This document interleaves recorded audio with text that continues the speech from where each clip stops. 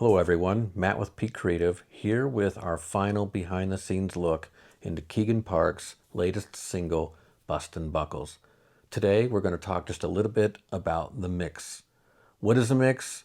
So mixing involves adjusting the volume, the EQ, the panning, the effects to take those individual parts and really make it feel like a band playing in a room together. As a mixer, we want to make sure that we're respecting the artist's brand, their sound, their style, and their vision. And so everything we do is intended to help enhance that and support that. So while Keagan is a very polished performer, his style is more raw, authentic, emotional.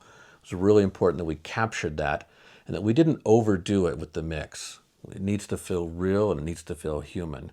Another thing that's important that's very closely related to that is when Keagan performs live, he really thinks a lot about the quality of that performance. And he doesn't ever want to have a situation where someone listens to a track that was recorded and then sees him live and feels like there's a disconnect. Whether he's playing a solo gig, just a vocal and a guitar, playing in a full band, or somewhere in between, we want to make sure that his songs connect and do not feel completely foreign from the studio recordings. So that's how we approached the mixing. Now logistically, this was mixed without Keagan in the room. The way it worked is I set up a rough mix. I send Keagan a progress report while I'm taking a break, letting my ears rest, getting some lunch. He sends me some feedback, and then I finish the mix up.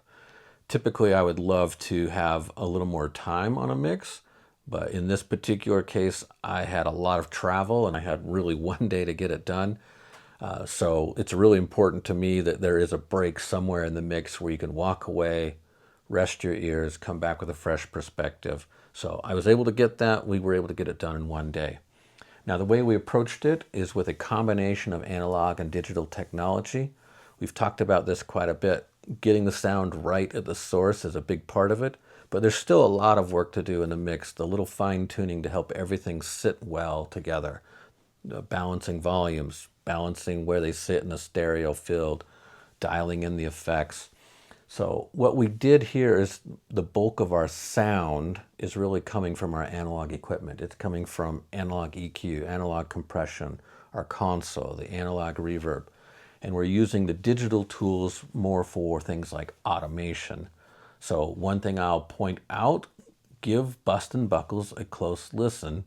And in the chorus, see if you can hear that there's a little more echo and a little more reverb, that some of the parts sound slightly louder, and that some of the parts even sound slightly bigger and wider.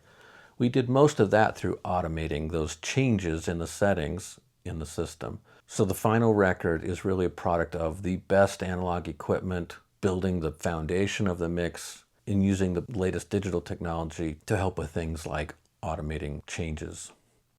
So short of going in and doing a really deep dive, which again would take a lot of time and complexity to do, that's really it. It was an honor to work with Keagan on this track. We had a lot of fun with it. We're working on some additional material with Keagan, so continue to follow him and watch for that. And we hope to see you again soon. Thanks.